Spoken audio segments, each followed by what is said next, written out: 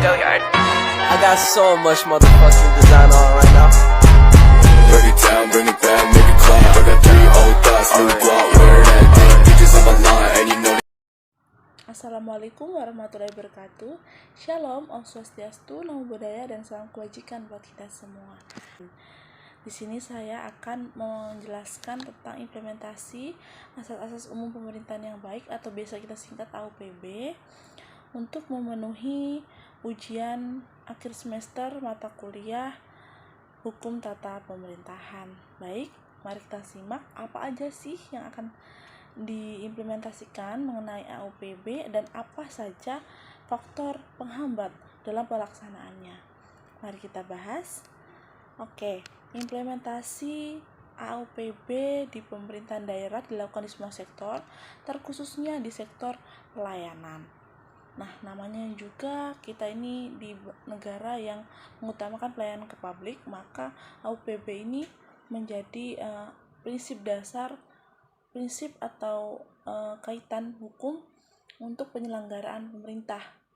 Nah, hal ini dilihat dalam pasal 58 Undang-Undang Nomor 23 Tahun 2014 tentang pemerintahan daerah yang menetapkan dalam menyelenggarakan pemerintahan daerah berpedoman pada asas penyelenggaraan pemerintah negara yang terdiri atas kepastian hukum, tertib penyelenggaraan negara, kepentingan hukum, keterbukaan, profesionalitas, akuntabilitas, efisiensi, efektivitas, dan keadilan.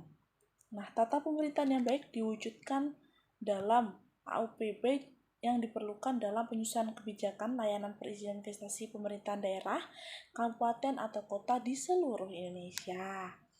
Nah, asas-asas tersebut diperlukan sebagai pedoman dan arahan bagi aparat pemerintah dalam mengeluarkan perizinan investasi yang dilakukan sesuai dengan koridor hukum. Selain itu, asas-asas juga yang saya sebutkan tadi yang di awal itu bisa dipakai atau cara untuk warga negara seandainya mereka mengatakan bahwa tindakan-tindakan yang aparat lakukan ini kok nggak sesuai, atau mereka merasa kebijakan yang mereka buat ini merugikan warganya.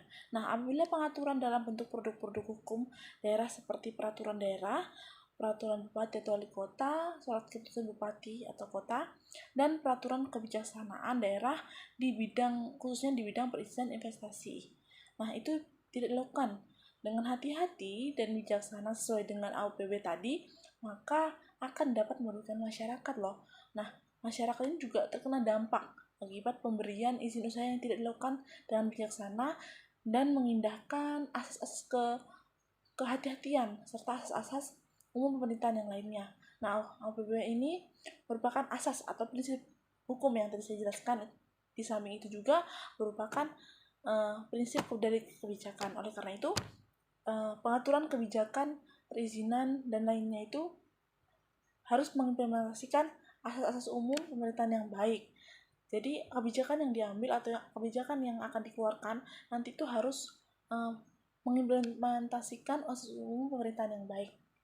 Nah, dalam implementasi AUPB pun ada sejumlah faktor-faktor penghambat nih dalam pelaksanaannya. Karena dalam setiap kebijakan pasti ada saja faktor yang menghambat. Nah, faktor tersebut adalah penjaringan aspirasi masyarakat yang tidak merata, yang biasa yang di undang-undang dalam jejaring aspirasi bersifat elitis. Nah, kurangnya juga kesadaran masyarakat terhadap partisipasi dan sebagainya. Bahkan pemerintah itu juga kurang memberikan informasi yang dibutuhkan masyarakat sehingga masyarakat ini tidak mengerti tentang aturan yang dibuat oleh pemerintah. Baik, segitu saja yang dapat saya sampaikan. Akhir kata, terima kasih dan sampai jumpa lagi. Terima kasih sudah menyimak videonya.